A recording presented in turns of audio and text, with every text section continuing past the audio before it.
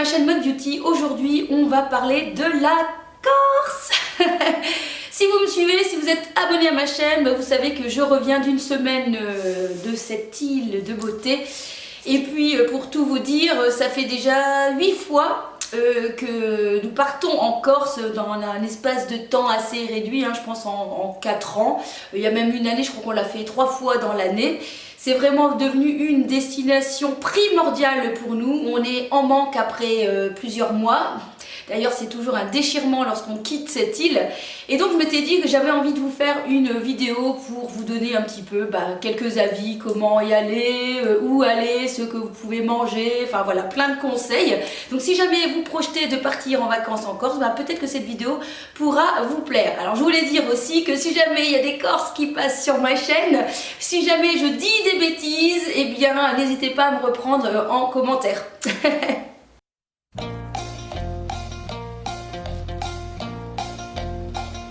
Alors comment se rendre en Corse? Vous avez deux possibilités, nous avons déjà testé les deux possibilités. Vous pouvez partir bien sûr en avion et le premier conseil que je pourrais vous donner, faites attention parce que parfois certains aéroports ne sont pas desservis tout le long de l'année. Je me souviens d'une année, on a voulu y aller en mois de novembre et je sais que voilà, on a dû un peu chipoter pour trouver l'aéroport parce que voilà, il n'y avait pas, toutes les vols n'étaient pas disponibles à cette période de l'année. Vous avez plusieurs aéroports, vous avez Ajaccio, Bastia, Calvi, Figari je pense, et puis à vous de voir d'où vous voulez partir. Moi personnellement, en habitant la Belgique, nous essayons un panel d'endroits pour trouver le moins cher. Ici notamment, nous sommes partis pour 180 € aller-retour par personne, donc c'est pas très cher, mais j'ai déjà eu jusqu'au moins 500 ou 600 € l'aller-retour. Je vous conseille aussi de vous y prendre à l'avance, parfois c'est plus intéressant et vous arrivez à faire de bonnes affaires à ce moment-là. Et je pense qu'on m'avait dit aussi d'aller voir sur les vols en nuit et pendant la semaine, puisqu'il y a moins de demandes, du coup parfois on arrive aussi à avoir des bons plans.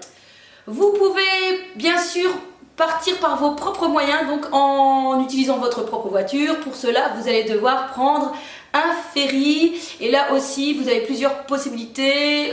Vous avez Nice, Toulon, vous avez aussi en Italie c'est Savone, je pense qu'il y en a encore d'autres, peut-être Marseille, j'ai pas tout regardé, en tout cas nous on a déjà fait Nice, Toulon et Savone. Et donc voilà, vous avez le car ferry à prendre. Sachez que le car ferry vous reviendra quand même à plus ou moins 250 € aller-retour par personne je pense. Je regarde mon petit copion et il me dit non, plutôt 350 € pour 2 personnes sans cabine. Voilà, nous on prend toujours sans cabine parce que voilà, c'est notre choix, c'est un peu plus cher en cabine, de toute façon pour dormir c'est peut-être pas l'idéal. Et la traversée dure, voilà, ça dépend aussi jusqu'où vous allez, mais aux alentours d'au moins 6 heures. Ce que je peux vous dire aussi, donc au niveau des formules, nous ce qu'on fait, quand on part qu'une semaine, c'est vrai que l'avion c'est plus facile parce que il y a toute la route vu qu'on doit tout descendre et donc on regarde ce qui est le plus intéressant parce que sachez que si vous prenez l'avion, il va vous falloir une voiture parce que en Corse c'est un peu difficile de se déplacer sans voiture, voyez-vous, parce que là-bas déjà premier conseil, enfin deuxième conseil, on ne calcule pas la distance par les kilomètres, mais par le temps. Vous allez voir votre GPS, il va un petit peu parfois perdre la boule en se disant arriver dans 15 minutes, puis finalement vous allez arriver dans 30 minutes. Parce que forcément, quand on vous dit du 90 km/h alors que vous avez un col à monter, voyez-vous, c'est pas la même chose. Donc les deux formules sont bonnes, à vous de voir ce qui vous convient le mieux, si vous vous sentez à l'aise avec la voiture, si vous préférez l'avion, c'est à vous de voir. Je vous dis, nous, en été, on part qu'un jour, on prend notre propre voiture, quand on part qu'une semaine, on prend l'avion et soit on loue une voiture ou soit parfois, c'est arrivé qu'on ne louait pas de voiture. Et soit il y a des trains ou on avait loué un scooter aussi une année, c'était sympa aussi.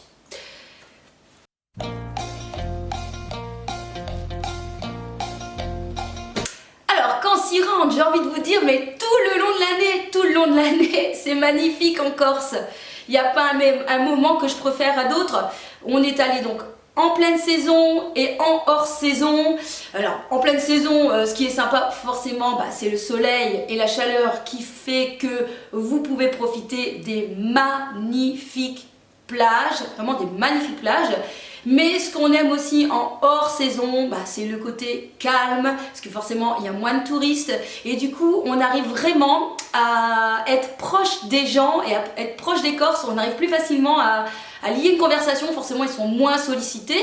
Et puis surtout sachez que durant l'année il y a des mets qui sont disponibles au moment de la saison, notamment le brooch qui commence je pense aux alentours de janvier, février, et il y en a une qui m'avait dit justement on pouvait peut-être s'étirer jusque juin le brooch.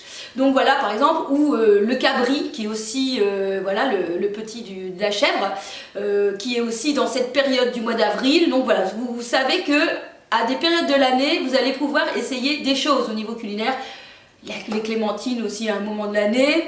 Et voilà. Donc, toute l'année, il y a moyen d'aller en Corse et toute l'année, c'est magnifique. Si vous aimez bien la neige, écoutez, en hiver, vous avez moyen aussi de profiter. Il y a le Val d'Es pour skier. Et si vous préférez plutôt côté plage, je crois que toutes les périodes entre mai, juin, juillet, août, septembre, il y a moyen de profiter de la plage. Donc moi, j'ai envie de vous dire quand tout le long de l'année.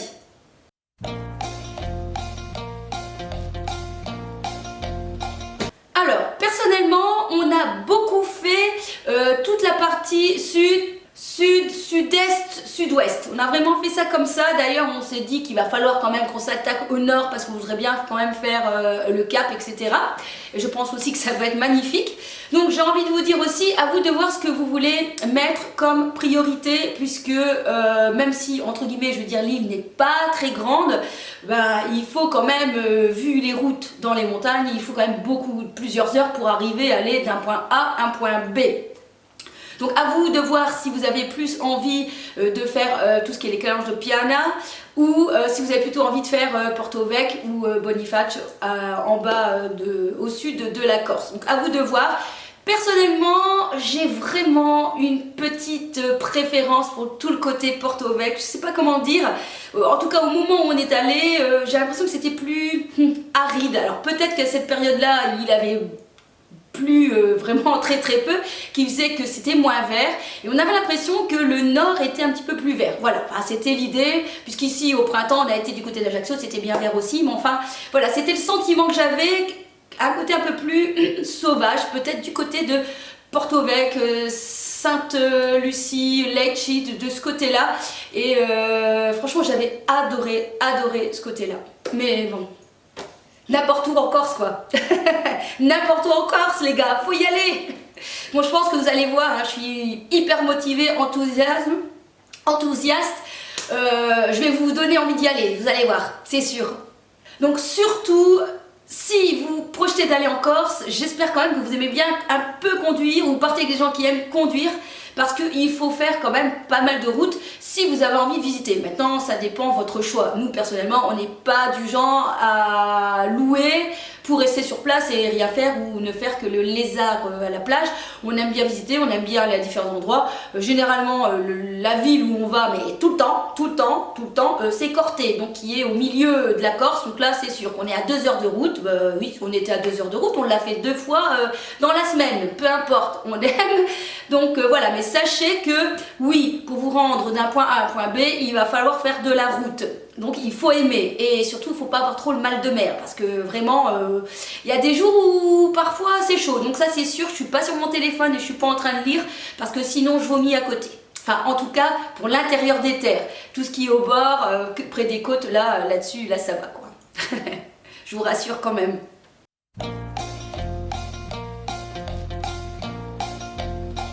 Alors, que visiter? Donc forcément, je vais vous donner mon point de vue de ce que j'ai pu découvrir. Je n'ai pas tout découvert. Je compte encore en découvrir encore plus tout le long des autres mois et années à venir. Ici, cette année, on vient de découvrir donc toute la partie de Piana. Donc, on l'avait fait en bateau, mais ici, on l'a tout remonté en voiture jusque Porto et on a adoré. Mais c'est magnifique, hein. J'ai cru qu'on se trouvait en Arizona. Vous savez, C'était sublime, mais sublime. Alors à mon avis en été ça doit être costaud parce que ça doit être bourré de monde. Donc ça je vous dis, l'avantage d'être en hors saison c'est qu'on est tranquille. Parce que déjà au mois d'avril il y avait quand même un petit peu de monde pour s'arrêter. On s'est arrêté et voilà, on a voulu marcher un petit peu le long. Bon, en été à mon avis ça doit être costaud mais c'est magnifique. Alors Porto, on ne connaissait pas, pareil, une station balnéaire. On est tombé en amour pour cette ville. Alors encore une fois, comme j'ai dit à mon compagnon, il faudrait voir ce que ça donne en été bourré de monde. Mais ici, c'était tranquille, je sais pas, il y avait quelque chose, ce petit port de pêcheurs, c'était vraiment un moment de tranquillité, on était vraiment très très bien. Franchement, j'ai adoré Porto. Ensuite, forcément, Corte, il faut aller voir Corte. C'est une ville qui est... Enfin, il y a la vieille ville et la ville plus nouvelle. Donc l'ancienne ville est en haut du Corte. Et c'est magnifique, c'est des petites ruelles, il y a quelques maisons colorées, il y a une maison, un commerce qui date depuis des années tenu par un vieux monsieur, un vieux Corse, avec vraiment tout plein de chouettes produits. On y mange très bien, alors ça je vous parlerai après de quelques restaurants que j'ai pu tester. C'est vraiment superbe, donc Corte dégage quelque chose de particulier. Il y a une ambiance. Et alors c'est aussi une ville estudiantine, mais clairement on est allé, donc ici ce n'était pas les vacances et on n'a pas été embêté par la circulation ni quoi que ce soit. Ensuite je peux vous conseiller, alors ça dans le sud forcément Porto Vecchio. Voilà, là j'adore Porto Vecchio, donc ça c'est le petit, comment je vais dire, Nice, vous voyez, c'est vraiment le petit côté un peu plus chic de la Corse, qui est super sympa. Moi j'adore aussi, j'adore cette ambiance. Vous pouvez faire forcément Bonifacio qui est super beau aussi, Sartène, mais Sartène c'est trop magnifique aussi. Sartène c'est aussi une vieille ville où on se balade dans des petites ruelles qui a du charme mais à mourir, c'est trop, voilà, c'est super beau, franchement je vous conseille Sartène. Ensuite Propriano c'est pas mal aussi, voilà, je veux dire, je pense que je vous ai donné le top. Ah ouais, j'avais adoré Calvi aussi, Calvi j'avais adoré, pareil pour ce port qui... Voilà, il y a plein de petits cafés, on a une vue extraordinaire sur la mer, c'est juste magnifique. Donc voilà, je pourrais dire Corte, Sartène, Porto Vecchio, qu'est-ce que je vous ai encore dit, Porto, voilà, je pense que je vous ai dit les points de ceux que j'avais vus bien sûr, hein, j'ai pas tout vu.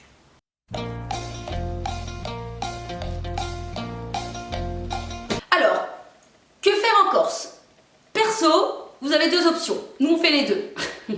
Vous avez l'option plage, donc si vous aimez bien la plage, clairement il n'y a pas besoin de faire 50 000 km. Je suis allée à l'île Maurice, donc là j'ai vu voilà, les belles plages d'eau transparente. Non mais pourquoi je vais retourner à l'île Maurice quoi? La Corse me propose, pour moi là, une eau aussi magnifique. Allez à Santa Giulia, allez à Rondinaria, ou Rondinara, je ne sais plus maintenant. Palombagia, la plage de Faote, la plage de Saint-Cyprien, mais ce sont des plages mais magnifiques, magnifiques.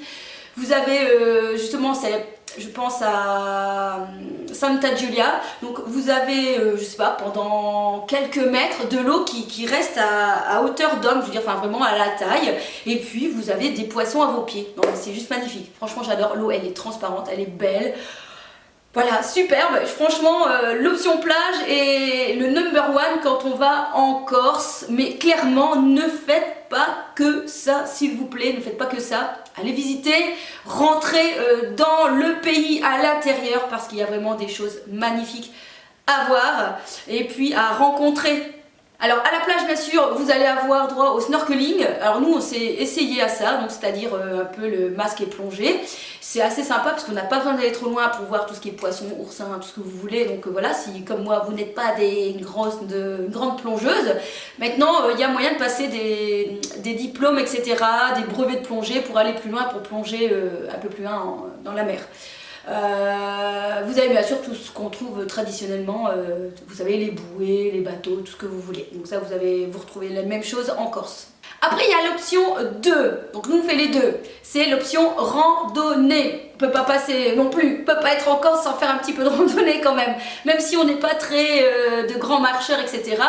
Eh bien, il faut s'essayer un peu à la randonnée pour découvrir des choses magnifiques. Donc, il existe mais plein de livres, plein de cartes pour pouvoir vous trouver des randonnées sympas. Si jamais ça vous intéresse, que je vous fasse une vidéo un peu sur les quelques randonnées que j'ai pu faire, eh bien, je veux bien. Alors, en sachant que moi, je vais vous donner mon avis de quelqu'un qui a le vertige et qui n'est pas, voilà, je fais de la musculation, mais je suis pas une grande sportive non plus. Donc, je vais vous donner mon avis si ça vous intéresse sur voilà, les randonnées que j'ai pu faire, sachant en tout cas que tout est bien banalisé pour les randonnées qui sont hyper connues. Sinon vous avez donc les espèces de cairns, donc voilà, il faut être attentif, et parfois si vous suivez le GR, vous avez donc les marques rouges et blanches, parfois vous avez les marques jaunes, voilà, à vous de voir au départ de votre randonnée quel est le signe qu'on vous donne, et surtout il faut être vigilant parce qu'on peut vite se perdre, hein. Vous savez, dans le maquis parfois tout se ressemble, hein, donc il faut être très méfiant.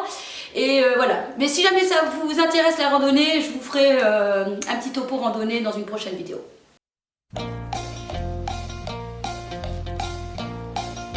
Parler maintenant de la cuisine. Qu'est-ce qu'on peut manger, qu'est-ce qu'on peut découvrir, parce que forcément quand on va dans ailleurs, on a envie de s'essayer à des mets culinaires. Enfin, je ne sais pas vous, mais moi, je suis une grande curieuse. J'aime bien tout tester et voilà, pouvoir faire ma propre expérience. Alors, vous allez voir qu'en Corse, il y a pas mal de chouettes petites pâtisseries. Donc, je vous conseillerais le Fiadone, qui est super bon.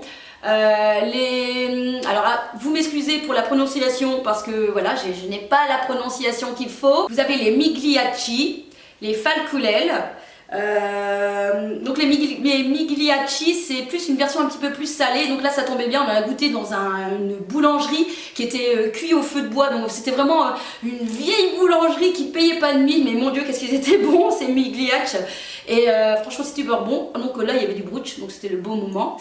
Ensuite, vous allez pouvoir trouver les fondants à la châtaigne. Bon, là aussi, c'est pareil, il y a toutes sortes. Et vous avez les muffins, un peu style muffin, mais vous avez aussi le fondant. Donc, c'est un gâteau un petit peu plus moelleux et super bon aussi. Ensuite, alors, attendez, pareil, j'ai mon petit carnet. Alors, forcément, l'omelette au brooch, les cannelloni au brooch. Ici, on a essayé les raviolis au brooch, mais je préfère les cannelloni. Vous avez, comme je vous avais dit, le cabri qui était de saison. Au niveau des poissons, vous avez pas mal de poissons. Il y avait le mustel, il y a le sard. À mon avis, il y a encore d'autres poissons, mais voilà, je les ai plus à toutes retenues. Vous avez forcément les tripettes aussi, donc ça j'ai goûté aussi, donc si vous aimez bien tout ce qui est tripes, c'est dans la même formulation, donc ça c'était très bon, j'avais goûté ça quand on était allé au départ de Bavella, il y avait aussi une bergerie, et voilà, enfin on n'avait pas fait Bavella, on s'était promené juste au bord, et je sais qu'on avait mangé là, et je sais que j'avais essayé la tripette et j'avais vraiment bien aimé. Vous avez bien sûr des spécialités de boissons aussi, vous avez la piètre, vous avez...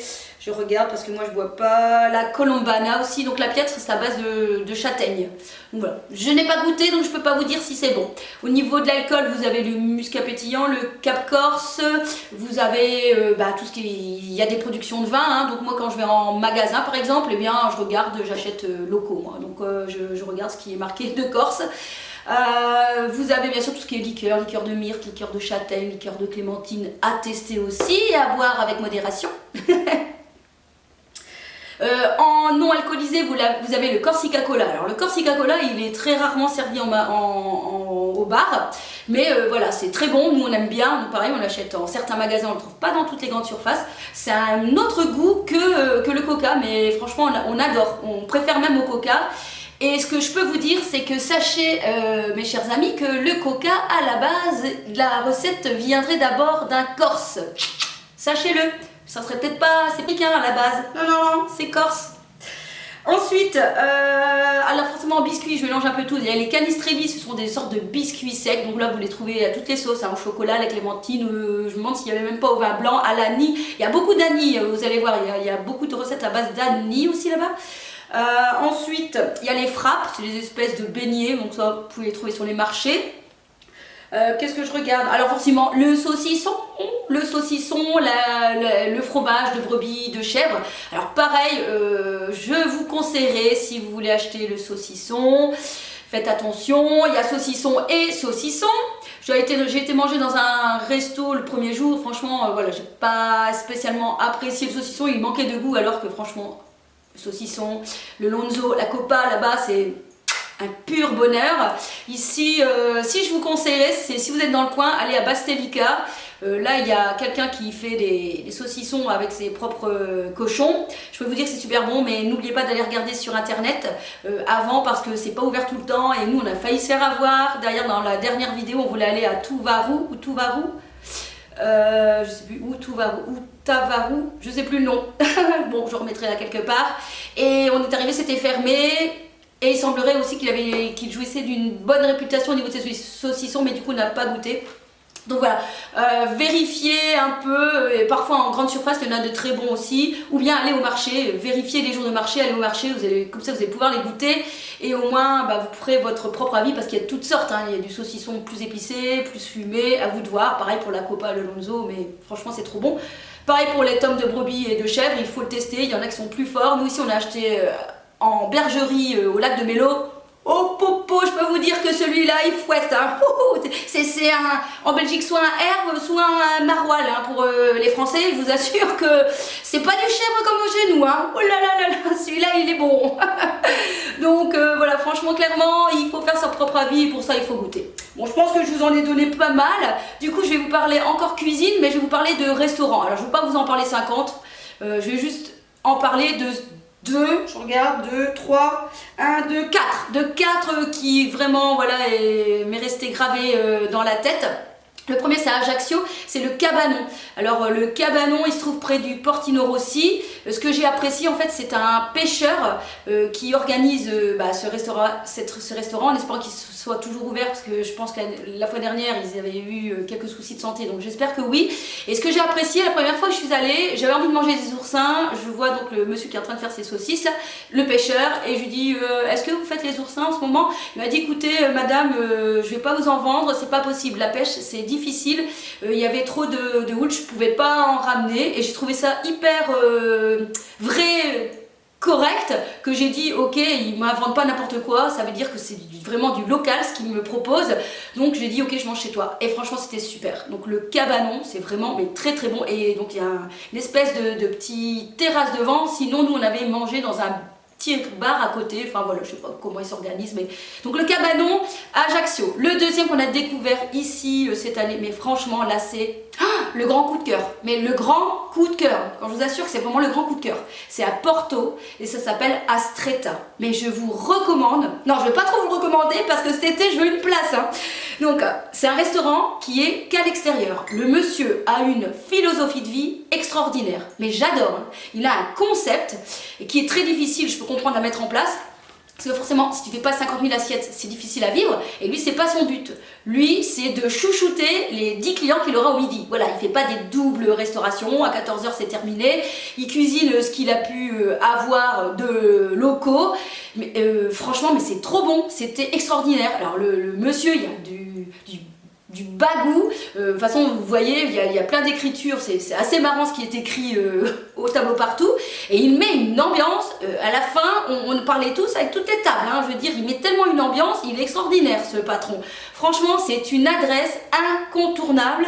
Et alors donc j'ai mangé du cabri qui était excellent, on sent derrière que voilà c'est de la gastronomie, hein, je veux dire, enfin de la gastronomie, on en a eu pour nous deux avec entrée, plat, dessert, pas l'apéro, du vin, le café, le pouce café, on a eu pour 100 € à nous deux, donc ça reste correct parce que franchement les gars on a bien mangé, hein. Donc Astretta je vous recommande. Ensuite à Corté, un restaurant qui n'ouvre que l'été parce que pareil c'est que dehors, ça s'appelle les Trois Fontaines. Et là, maman, il y a un fondant à la châtaigne, mais qu'il est trop bon ce fondant à la châtaigne. Je crois que c'est une recette un peu de grand-mère, mais il est trop bon. Et là, il y a une pizza aussi, cuite au feu de bois, trop bonne.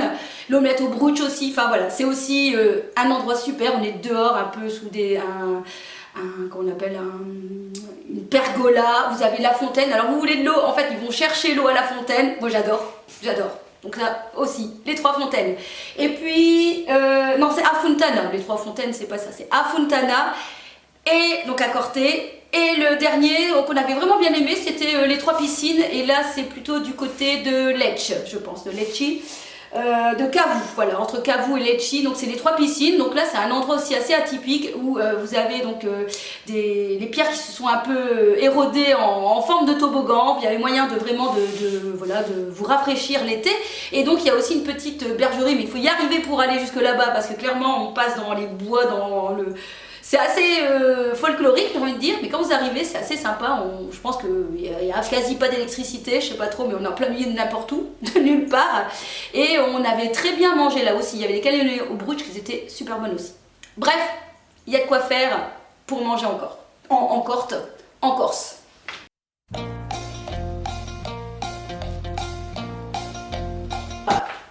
Je continue avec que savoir là-bas pour venir en Corse. Donc comme je vous avais dit, les routes. Les routes c'est voilà, c'est quand même assez serpenté.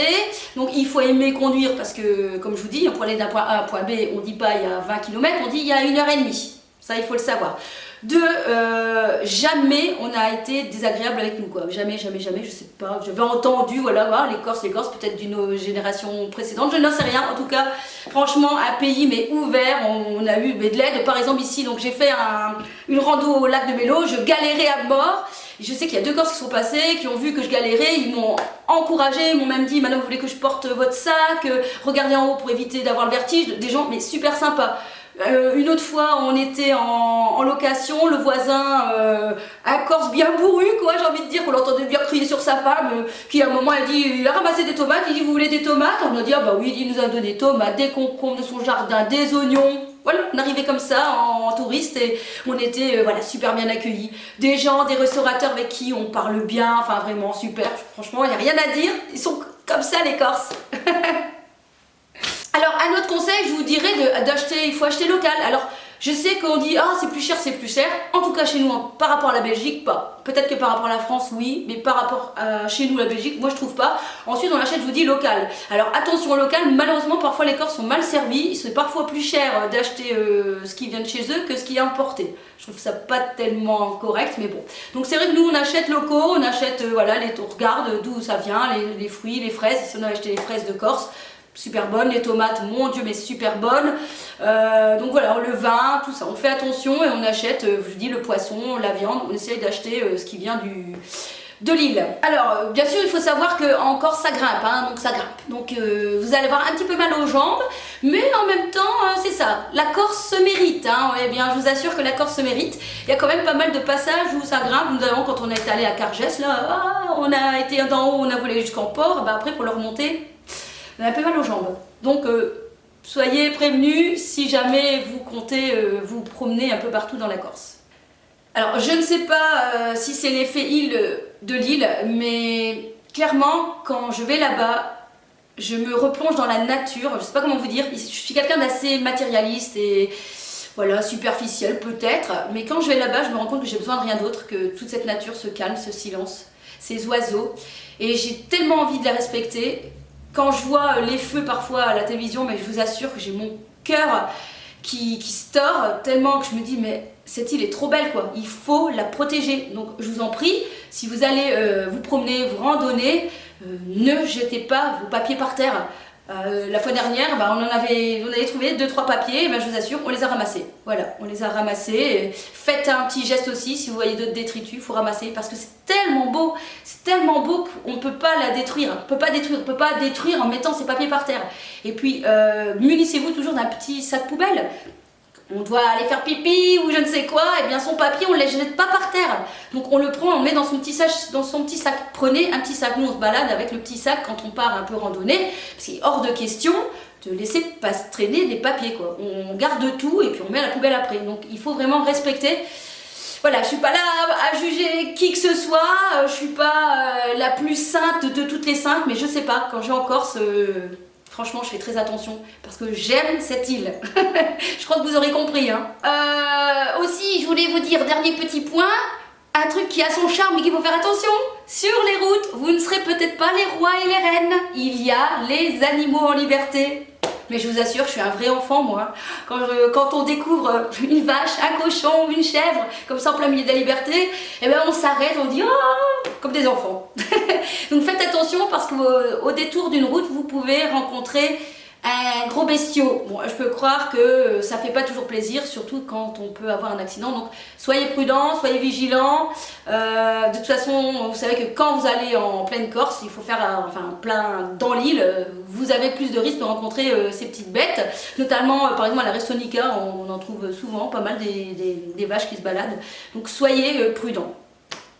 Voilà, je pense que j'ai fait le tour, hein. J'ai fait une très grosse vidéo, je crois que je vous ai donné pas mal mon ressenti, je crois que si vous n'avez pas compris que j'aimais la Corse, vous n'aurez jamais compris.